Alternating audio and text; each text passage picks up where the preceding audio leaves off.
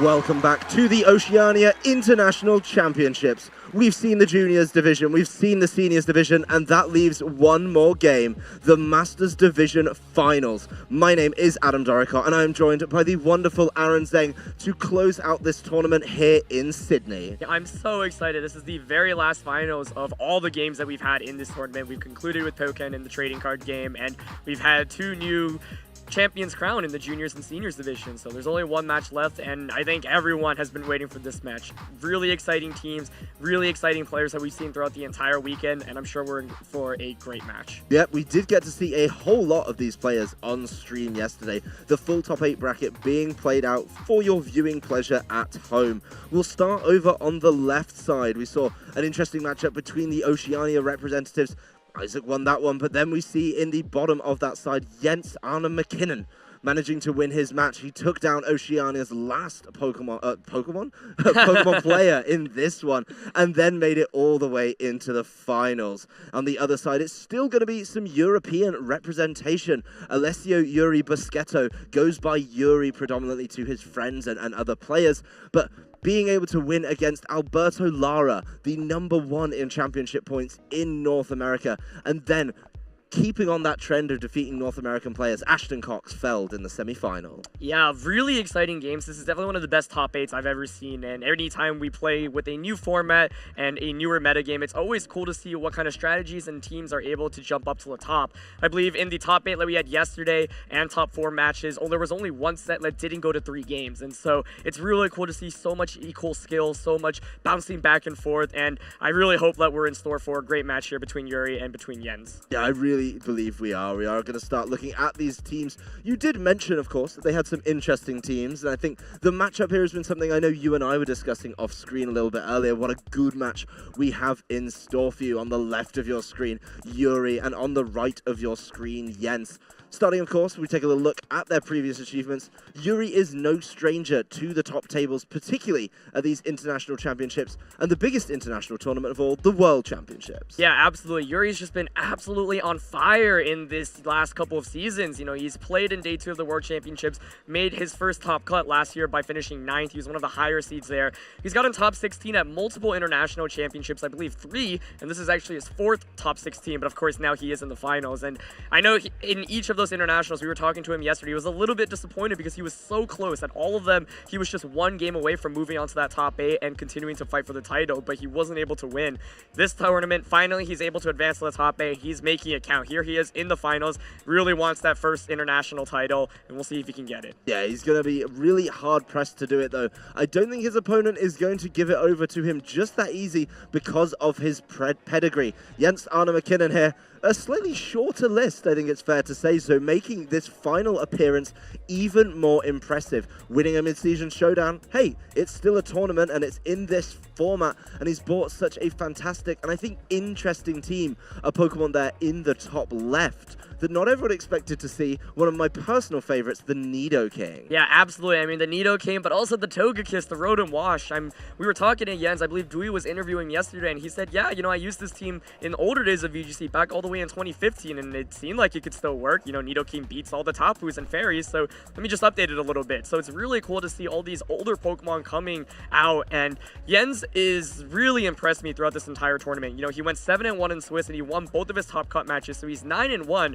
We actually saw him in the only loss he had in this entire tournament. That was to Ashton Cox, who was in the semifinals as well, and he only lost to Ashton to a rock slide flinch at the very end of the game. So Jens has been a player that I thought has had incredible composure playing on the international stage, being able to win all the games yesterday, being able to bounce back from that loss from Ashton and his game 1 loss in the top 8 set. Looks like we are finally going to get started, and we're going to go into team preview now. Yep, the players going into the all-important team preview phase. It's so essential in these matches that you do pick a good lead. Quick review of the teams for you there, even though we saw them at a Liberty yesterday.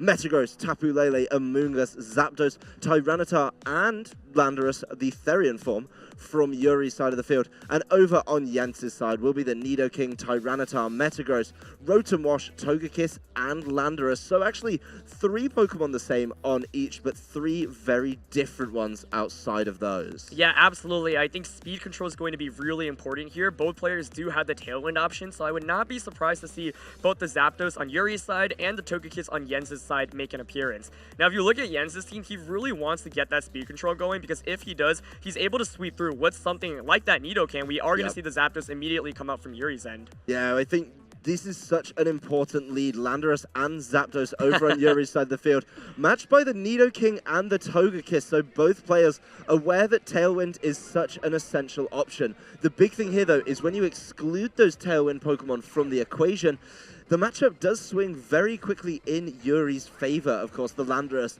loves to prey on those Nidoking, not the bulkiest of Pokemon, and nothing Togekiss can do to stop that happening. Yeah, absolutely. Yuri has a nice lead here in the sense that he is faster with both the Landorus and the Zapdos, and Jens does have to be a little bit careful with the Nidoking because, like you mentioned, Earthquake will do a ton of damage to it. But of course, Yuri could also choose to maybe go for the double up onto Togekiss with something like a Rock Slide and a Thunderbolt, which could potentially knock it out. So just to make sure that there's no Tailwind. Exactly. There's the option for the Protect that's really, really important. We see Yuri taking a good amount of time in this first turn time select. Nidoking actually leaving the field for Rotom here, a switch I really like because it avoids the Earthquake from the Landorus. We know that this Landorus is going to be locked into that, and it's not going to be able to hit anything on the field right now. Zapdos gets a Tailwind up, and Togekiss matches it in kind. So pretty safe turn from both players. Nobody wants to be too far behind the pace as they both set Tailwind, but Jens's switch cannot be undervalued here. Yeah, absolutely. We know that Yuri's Landorus is Choice Scarf from previous rounds in this tournament, so like you mentioned, he is pretty much forced to switch out right now. Nice play on both players then, but it probably works out a little bit better actually for Jens. Yuri did have the opportunity to maybe double up on Togekiss, but that might not even knock out because Togekiss, of course, is a very bulky Pokemon.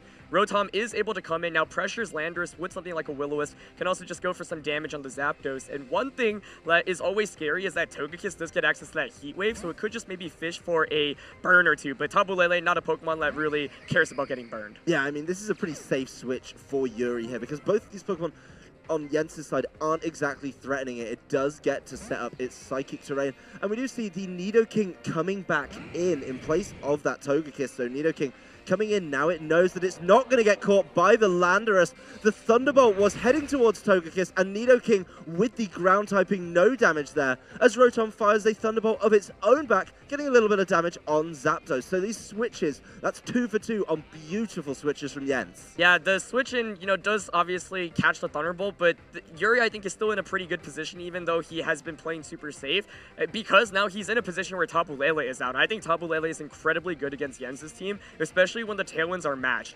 Yuri did assess how important Tailwind was. Nidoking does go for the Protect, so we'll see whether the Tapu Lele calls it and targets the Rotom slot, but looks like it's just going to be a double Protect this turn. Yeah, both Pokemon on Jens's side playing it safe, being able to scout out the big moves, including this one. The Z move from Yuri's side, as we've seen in the past, is from the Tapu Lele, holding the Psychium Z, meaning Shattered Psyche is what we get to see. Of course, that'll be heading towards the Nidoking, and importantly, it's still going to take damage. Oh, it actually targets down the Rotom Wash. Yeah, and this makes sense because, in that position, you might expect the Nidoking to Protect, and if you're expecting that Protect, you know that the Psychium Z can just knock out the Rotom. Heat Wave there also can catch in something, also switch in, for example, that Metagross, which, you'd imagine would want to switch into a Psychic Z move. So one play that would have been cool to see on Jens's end is if the Nidoking just went for the Sludge Bomb, but that's very risky. If Tapu Lele just Psychics that slot, then it will go down. But even though Yuri does use up his Z move, he's still in a good position. Here's Psychic just coming out. Does it target the Nidoking? It does. Yep, that Protect actually last turn kind of costing him because now Yuri knows that Nidoking can't do anything. So conservative play coming back. Again, Zapdos Heat Waving to try and catch something on the switch in. Rotom taking it very comfortably as it does Will-O-Wisp heading towards this Tapu Lele. Will get a little bit of residual damage, but not a physical attacker. Not something that's going to be worried about the loss in attacking prowess. Yeah, I think Yuri has played this game super safe, but he has played it really well as well. He was able to match the Tailwind initially. He had a great lead matchup, and he has been playing just as well as possible in the sense that he hasn't been going for any super big predictions other than, of course, last turn where he went for the Psyche MZ onto Rotom. But even that, you know, it's very likely Nidoking does protect or switch out. But like you mentioned, because Nidoking had already protected a pretty free Psychic into that slot, you might catch something like the Metagross, but Psychic plus Heat Wave still does a decent amount to the Metagross. And so Jens just isn't able to really get any damage off, and this Rotom Wash is super passive right now. Yeah, well, Jens' switches in the early game were fantastic defensive switches. They didn't get him any offensive prowess. Speaking of offensive prowess, we do see Mega Metagross on the field, something that's certainly going to help out. Rotom decides to protect itself, doesn't want to take any more damage from something like this Tapu Lele. Metagross starting the turn with a Zen Headbutt, leaving Tapu Lele alone. Ooh, is it going to be enough? It is going to get enough on this Zapdos, so no Tailwinds or Heat Waves from Yuri's side of the field. And that protect on Jens' side, really smart. Rotom taking no damage. Yeah, that's a really big knockout because by knocking out Zapdos, now you deny Yuri of setting up another Tailwind. And we know that Jens still does have that Togekiss in the back with full health. We're about to see Yuri's last Pokemon, which is his own Metagross. And so, you know, with Jens, like, it was looking kind of bad, and I still don't think he's in perhaps maybe the best position, but of course, Metagross counters Tapu Lele really, really well, and so he does threaten that slot substantially. And so one of the main things I gotta ask is, you know, do both of these Metagrosses have Stomping Tantrums? Are they speed tying constantly? Does Jens maybe switch out and try to set up a Tailwind so that he has speed control for the next couple of turns in the game? Yep, that's a really, really big play, but this Rotom could become quite important depending on what it can do to slow down this Metagross and the Landorus. We've seen the Will-O-Wisp already, so that could be something that, if he can do that, maybe buy some time to just keep this Metagross in play, get some switching around, and get Togekiss back in. We do see Tapu Lele leaving the field, so Landorus coming in now to intimidate the Metagross, the Mega Metagross on Jens' side of the field. Of course, now it's gone Mega Evolved. It doesn't have the Clear Body, so it will lower its attack stat.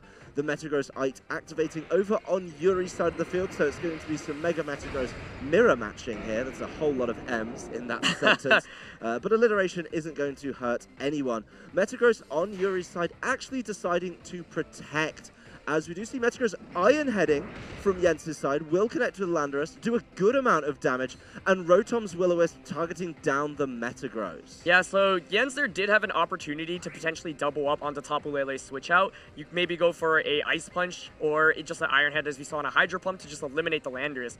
Now Scarf Landorus is back in, also gets the crucial Intimidate, so that was nice positioning by Yuri. Jens is not able to capitalize off it. You can't fault him for his play though. The Iron Head Will-O-Wisp play was very safe, but Yuri takes advantage of that, gets Landorus in, and now he has, you know, the speed advantage going. However, Psychic Terrain is no longer around, so the Zen Headbutts will, of course, be doing less damage. The big thing here is, though, if Landorus wants to start going after the Metagross with something like Earthquake, the Metagross is already protecting, so maybe Yuri's decision-making changed a bit. It worked for him in the top 4, so Rock Slide starting this turn for Yuri. It connects with both and does damage. Mega Metagross is on Jens' side, does not flinch, and replies with a big Iron Head as the Metagross on Yuri's side gets a Stomping Tantrum does into Rotom play. flinch? What? Will-O-Wisp how it misses the Metagross? That's huge! I didn't realize you'd loaned a Rotom over to Jens, missing the Will-O-Wisp there, unable to connect, which would have been huge. Lowering that attack, I think, would have been fantastic. So a big play there, but no knockouts. This Landorus is dangerously low on Yuri's side, and I think he needs it to keep dealing damage. I think once he loses that, could become a slightly different game. Jens' move choice on his Mega Metagross is so essential. Yeah, absolutely. You also have to know that, you know, Yuri's Metagross is still really healthy. At this point, it can maybe just get knockouts left and right. By not getting burned there, it obviously doesn't take any damage, and as a result, it also isn't burned, and its damage output is still higher. So yeah, if that burn had connected, then it would have been absolutely huge for Jens, I think. We do see Yuri, as you mentioned, it's probably going to be one of his biggest offensive threats, protecting the Metagross, as Jens reveals Bullet Punch. Importantly, Psychic Terrain isn't in play, so it does connect with the Landorus and get the knockout there. Rotom sticking to what it knows best, trying to Will-O-Wisp, but Protect will keep the Metagross on Yuri's side safe for this turn. Bullet Punch, a really cool move to see. You know, with Metagross, you often have a ton of options. Iron Head, Zen Headbutt, Stomping Tantrum, Ice Punch, Bullet Punch, and we don't see Bullet Punch too often, but a huge knockout there, able to take care of the Landorus before it gets another Rock Slide off. And so now it's 2-on-3. Of course, The Metagrosses are both quite speedy. Rotom is also going to be the slowest Pokemon. It should fall to a Psychic from Tapu Lele, but I think this is going to be a big turn. You know, does the Tapu Lele protect? Does Metagross just Iron Head into that slot? And whose Metagross is going to go first here? Well, I think it would have been nice for Jens there to actually try and get Togekiss in place of that Rotom. Knowing that Metagross was probably forced to protect itself would have been a really nice switch there. So I think losing that Tailwind could mean Yuri, even though he's at a Pokemon disadvantage, is certainly still in this, especially when you consider purely how healthy his Pokemon are. Metagross on Jens's side, protecting itself from the stomping tantrum. That's probably a from Psychic. Yuri's. Psychic, though, in Psychic terrain, connecting with this Rotom is going to be enough for the knockout and leveling up the Pokemon count at 2-2. Yeah, Togekiss is going to come back out. I mean, one question I had really for this endgame is how is Jens really going to knock out this Metagross? You know that the Metagross on Jens's end does not have Stomping Tantrum, so it can't hit for super effective damage. Now, we've seen the Heat Wave from Togekiss. Missing that burn earlier, you know, just means that Metagross's Iron Head will do substantially more to the Togekiss. Togekiss maybe can still fish for a burn, but you still have to deal with this Tapu Lele as well. We didn't see a Protect from Tapu Lele's end last turn, and we did see the Metagross Protect. So Tapu Lele here, you'd imagine, can just go for a Protect as Metagross. Yep. Can go for a Stomping Tantrum. Of course, now you have to call, does the Togekiss go for a Follow Me, or does it go for a Heat Wave / Tailwind? Follow Me could be absolutely huge here, to be honest. And that's one of the decisions. Jens has to try and weave in Tailwinds around the Follow Me. There's not going to be any Follow Me, but it's still going to get caught by an Iron Head. It's not enough, and Togekiss gets to eat its berry. Could be a really large play coming up here. Metagross Iron Heading into the Tapu Lele slot as Togekiss does set up the Tailwind now. I think Jens has put himself in a fantastic position knowing that his Togekiss can cling on. Yeah, that was a huge survival. No flinch from the Iron Head or critical hit. Either of those would have sealed the deal. Of course, Yuri had the opportunity to go for a Stomping Tantrum to knock out the Metagross, but you've got to be really worried about Follow Me. So he goes for the Iron Head. Follow Me doesn't come out. Great play by Jens there to really get board positioning. We know Tapu Lele protected last turn, so now you go for the Iron Head onto that slot. Here's the double, and he actually gets it! Yep, Tapu Lele starting the turn with a Protect. Metagross does decide to Iron Head into that slot. It has to go for it. As Togekiss doesn't Follow Me and decides Heat Wave will be its is he going to get a burn? option. This is huge! Is the burn going to come out? It's connect. It doesn't! No burn! The Togekiss is going to be taken down by another Iron Head here, and a really big play. Yuri, just knowing Metagross had to deal with it. The big thing here, though, no burn. The Tapu Lele, not the Pokemon you want burned here. And Jens isn't going to be able to beat both these Pokemon with just his Metagross. Yeah, and that's because his Metagross, his moveset does not allow for it to do too much damage to the opposing Metagross. Nice double Protector on Tapu Lele. You might as well go for it because Metagross's play on Jens's end is to just Iron Head the Tapu Lele. You know if you get it, you most likely win the game if you also avoid the burn from Heat Wave. No burn comes out from Heat Wave, and that's why missing the Will-O-Wisp earlier with Rotom Wash was so crucial. Had the Rotom Wash connected that burn, then that Metagross's damage output would have been so much less. It would have been such a different game. The Iron Head damage on the Togekiss, the damage from the Stomping Tantrum onto the opposing Metagross. I just think, you know, if you hadn't have lent Jens your Rotom Wash, your old one from 2013, you know, it is one of those things that we talk about, though, and Will-O-Wisp has actually changed since then. Yes. It's such a gamble of a move. I know some people say you've got to buy a ticket to win the raffle, but when that's your win condition almost, it's really difficult to justify that move. Yeah, you know, going into the second game, I do want to point out, it felt like Yuri had full control of the early game, but basically the time where Jens was able to slightly claw his way back into it was when Scarf Landorus was next to the Metagross. Because like you mentioned, you can't just Earthquake Freely. That forces the Metagross to protect. And Rotom Wash plus Metagross is a great combination because Landorus doesn't do too much damage to either of them other than maybe an Earthquake on Metagross, but Rotom can just counter with a Hydro Pump or a Will-O-Wisp. So Pokemon choice-wise, I wouldn't be too surprised to see the same stuff, but nope, it's actually Tapu Lele and Metagross this time from Yuri's side. Yep, Metagross and Tapu Lele, one of those combinations that has been talked about a lot already this season as the Metagross and Rotom combination lands from Jens's side of the field.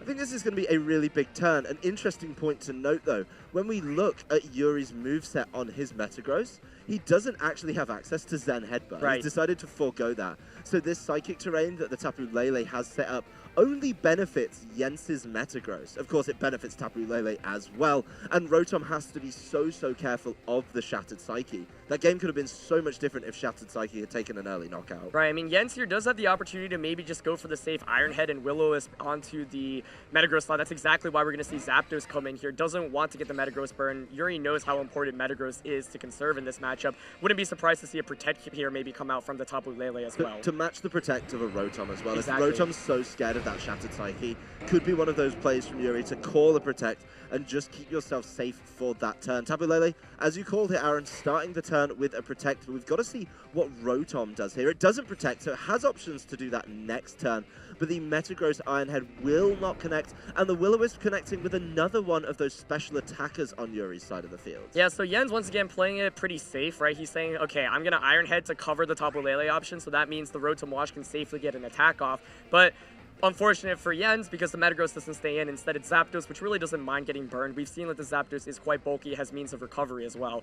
Jens maybe could have capitalized off there if he predicted the Tapu Lele Protect and double up into the Metagross switch out, because the switch out was definitely a possible move. Instead, though, I think Yuri positions himself pretty well, and now he can get the Tailwind up first. Jens might not be able to get Tailwind up, at least not for a couple of turns. Well, the other thing as well is Metagross switching out means that there's a really nice Metagross switch in potential as well for later. Zen Headbutt, though, starting from Jens's side of the field. It hangs on! It falls short and activates the Berry. Even with the Psychic Terrain, it's not quite enough. Here's the Z move from Yuri's side of the field.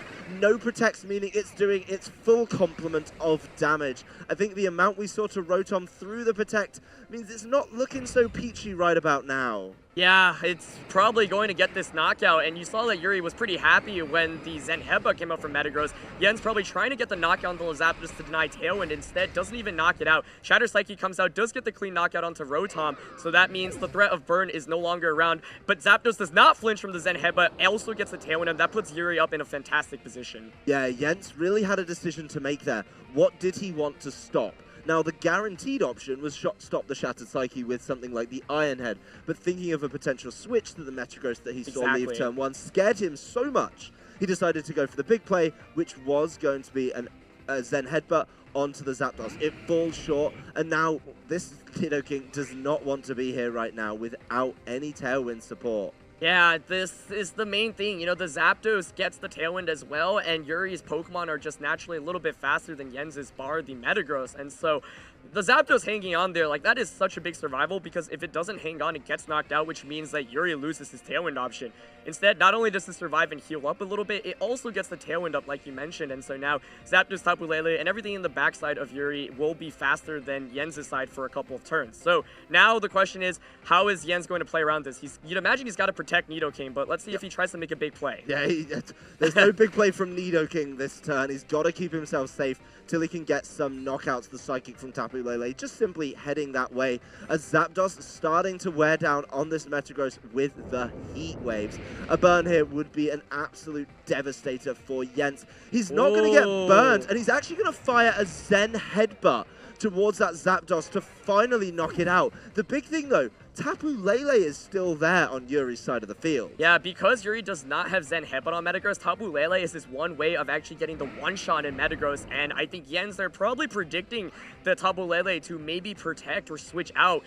Instead, Tapu Lele doesn't do either, just attacks right into the Nidoking slot. So if you're Yuri, you must be really happy about that, because you get the free switch in into your Metagross. You still got a couple turns of Tailwind. You know Nidoking protected last turn, so you can probably launch your Psychic safely into that slot. You could even double up into it. It's the least safe field yes. for a Nidoking right now. You've got Metagross with Stomping Tantrum. You've got Tapu Lele in Psychic Terrain with Psychic and a Tailwind up. Yeah, so that slot's done. Yeah, exactly. If Jens went for an Iron Head onto the Tapu Lele slot last turn, then maybe the Nidoking would actually be able to stick around for a little bit longer, but you can't fault Jens for that prediction. I think that's definitely a fair prediction to make, but Nidoking is going to switch out because, of course, it can't really take these Psychics. Togekiss still doesn't really appreciate those boosted Psychics in Psychic Terrain. It's not going to appreciate anything coming its way. Yeah. I mean, if Yuri's called it and gone for the Iron Head, it's going to be in a really sticky situation again. He does Mega Evolve his Metagross to maximize the damage. The Stomping Tantrum heading towards the opposing Metagross, and it is going to fall short again. Tapu Lele keeping up the onslaught of Psychics into that slot, bringing Togekiss down to under half. Metagross on Jens' side finally goes Iron Head onto this Tapu Lele, puts himself in a good position here, but the big thing is Yuri's Metagross is going to be moving first, and the Iron Head, after that Psychic, comfortably going to be able to knock out this Togekiss. Yeah, and with Scarf Landorus out now, I'd imagine maybe, like, Yuri has this on lock. Now, the one thing I'm curious about is that Landorus here is probably not going to want to click the Earthquake button because, of course, we know it's Scarfed, so it has to use something else, maybe like that Rock Slide. And I think if you just click Rock Slide and Iron Head here, you should be able to just win the game if you're Yuri, as long as Togekiss, like, doesn't heal back up and then be in a range where Iron Head won't knock you up. But the thing is, we saw it did 90% like, at the beginning of the game. It did well over the 75% mark in Game 1. So unless it's found a new berry that we've not been told about, the 50% healing isn't going to be enough. A very safe turn from Yuri. Metagross, even though it resists it, is so low now. It's just not going to be able to cling on through something like a Rock Slide. And, of course, potentially get flinched as well. Yuri's already locked in his moves. Jens is the one trying to figure out his way out of this corner. Even when Tailwind ends, I think there could be a problem. The Nidoking coming in for Jens here, switching out for this Metagross, maybe trying to buy a little bit of time as Follow Me draws all the attention to this Togekiss. So no damage, actually, coming out this turn. Rock Slide, as you said, will bring Togekiss down low enough to activate its berry. But if Yuri has pressed Iron Head, this is going to be the end of the game, I think. It's really going to be a sticky situation. There it is, the Iron Head from Metagross. Togekiss felled in this turn, and Jens is still facing down two huge damage dealers that are going to be quicker than both of his. Yeah, Yuri must be able to taste the championship now. He's been chasing it for quite a while, but it is really close. I think at this point, Jens really maybe needs a Rock Slide miss on the Metagross, but even that, I'm not sure that's enough to really take the game. The other question I have is whether a combination of like Rock Slide plus Stomping Tantrum can knock out the Nidoking, because Jens, if it doesn't, then maybe the Nidoking gets a big attack off and turns the game back, but Yuri's in a really commanding position, and I'm not even sure Nidoking can hang on from Stomping Tantrum and Rock Slide. Nidoking's so good at dealing damage. That's what it's well known for. Actually, Nidoqueen a little bit more well known for hanging on. Nidoking knows it's going to be taking a lot of damage, does decide to just protect does the Rock Slide miss? Turn. It hits! Rock Slide connects with the Metagross. The handshake is extended between these players. Nidoking knows the critical hit there, just to make sure that Metagross is felled. I don't think Yuri actually needed it, as Metagross reveals the Ice Punch. There's not really a way out for the Nidoking on Jens' side of the field right now, unless it can magically take two knockouts. So it looks like Yuri going to wrap up this championship with a combination of attacks. Not going to be given the pleasure of it, though, as Jens forfeits, and Alessio Yuri Baschetto is your Oceania International Champion, the title he's been chasing for so long. Congratulations to Yuri. I'm really happy to see a great finals between two players. I think in terms of accomplishments, Yuri definitely was the favorite going into this, and he played like he was. I thought that was really great play. He never made any super risky predictions, and for Jens, I think he needed to maybe call a switch out once or twice, because Yuri just made really safe switches, and Jens never capitalized off that. To explain that last game, or last turn play, I think what Jens was hoping for is, okay, if you miss the Rock Slide on my Metagross, maybe I get the Zen Headbutt onto the Landorus, and then maybe a combination of Zen Headbutt plus Blood Punch can knock you off. I get a critical hurt, certainly it will knock you out as well. And then your Nidoking should be able to hang on from a Metagross's Ice Punch because it doesn't take that Rock Slide chip damage. And so if it does, then Earth Power just knocks out the Metagross. But because the Rock Slide is able to connect on the Metagross, no chance of that. And, you know, Yuri really was in the driver's seat for most of this set, honestly, and he played very well. Thank you so much, Adam and Aaron. That's right, I am currently on the floor with our newly crowned 2018 Oceania International Champion, Alessio Yuri Baschetto. Alessio, first off, I need to know, how are you feeling? I just feel incredibly happy. I did not come into this tournament expecting to win. I just wanted to get some points to solidify my position in Europe, and now here I am. I somehow ended up winning. Yeah, you did. I mean, you came here just wanting some points. How about taking home a lot of points? How does that feel? It feels incredible. Like, now I have enough points to basically stop playing the season, which I won't do because I love this game. But I'm in such a good position, and at this point I cared more about the title than the points. And after getting top 16 at 3 different internationals, finally winning is just amazing. That's right. Let's go ahead and get into the thought process coming into the match. I mean, I talked to you a little bit yesterday, and you actually said that you had an absolutely terrible matchup versus that Nidoking on Yen's side. I mean, how did you come into today? You know, what kind of adjustments did you make? Let's go through that thought process a little bit. So I planned the matchup with 2 of my friends from Rome who helped me prepare for all of Top Cut, really. And we realized that if I do KO the Nidoking, I can just run... If I KO the Nidoking, I can run rampant with my Metagross. If I KO the Metagross, my Lele just wins. And if I KO the Togekiss, my Landers also does really well, except against the Rotom. So it was basically a match of dealing with one threat. And if I dealt with that, then I could basically snowball off of that to actually end up winning the games. Yeah, and you know, you did target down those Pokemon very well. Also, you know, coming into game 2, there was that turn where, you know, Tapu Lele didn't protect, but then they targeted your Zapdos instead. I mean, how did you feel when you saw that whole play out? I was almost sure my opponent was going to go for that because basically, since he was behind, the thought process is usually to make a read to actually get back in the game. Now, he wasn't behind in positioning, but he was behind because I won game 1. So I just expected him to try to KO my Zapdos because Tailwind would have been really bad for him if I set it up, and I did set it up. So going for the Zen Headbutt was just a move that made so much sense for him, especially because my Lele had to be scared. But by actually leaving it here and going for the Shattered Psyche, I KO'd the Rotom, and then I had such a good position that I didn't really need to make any more reads. I just played safe for the rest of the game after that turn. Thank you so much for the wise words here. I'm going to go let you rest for a little bit. We're going to go ahead and throw it back to the casters where they're going to close us out.